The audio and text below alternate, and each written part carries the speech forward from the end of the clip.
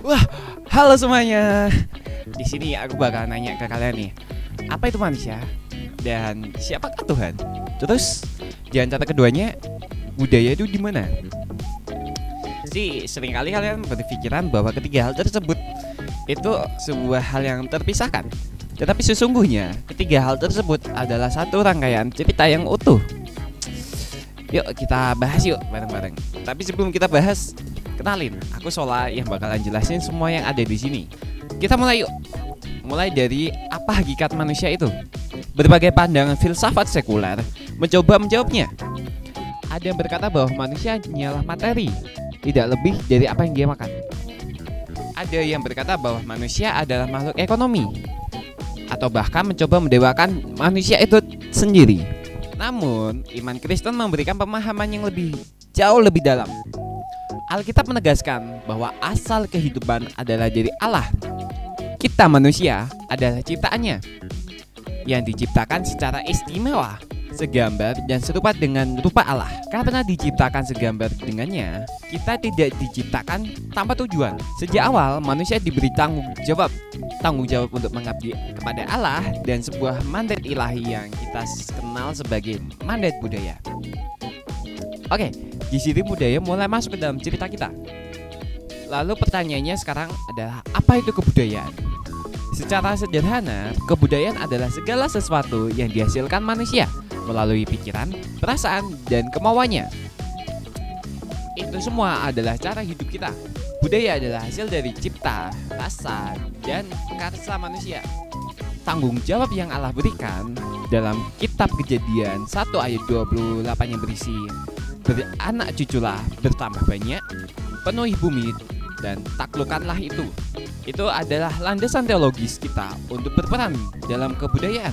Allah memberikan kita akal budi, tanah, dan kehidupan sosial untuk kita kelola dan kembangkan.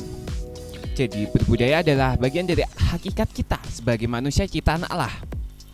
Nah, kita tadi sudah membahas hakikat manusia dan kebudayaan. Lalu, di mana Tuhan dalam semua ini? Disinilah letak intinya. Kita tidak berbudaya dalam kekosongan. Budaya adalah arena di mana kita menunjukkan relasi kita dengan Tuhan Yang Maha Esa. Iman Kristen menyadari bahwa kita tidak mungkin memisahkan diri dari kebudayaan. Namun, kita juga sadar bahwa budaya bisa mengalami krisis atau menghasilkan hal-hal yang bertentangan dengan iman, seperti penyembahan berhala atau budaya modern yang permisif, seperti pergaulan bebas atau pornografi. Di sini hakikat kita diuji, bagaimana sikap kita. Kita tidak dipanggil untuk menentang semua budaya secara membabi buta, atau sebaliknya, sedang larut dan menyesuaikan diri dengan segala sesuatu yang ada dan lewat. Enggak, sikap kita sebagai orang Kristen adalah transformatif. Kita dipanggil untuk memperbarui kebudayaan. Kita membawa terang Kristus ke dalam budaya. Hakikat kita sebagai manusia Kristen adalah menjadi garam dan terang dunia. Kita menolak budaya yang menduakan Allah, namun kita secara aktif mengolah, mengerjakan, dan memperbarui budaya agar selaras dengan kebenarannya.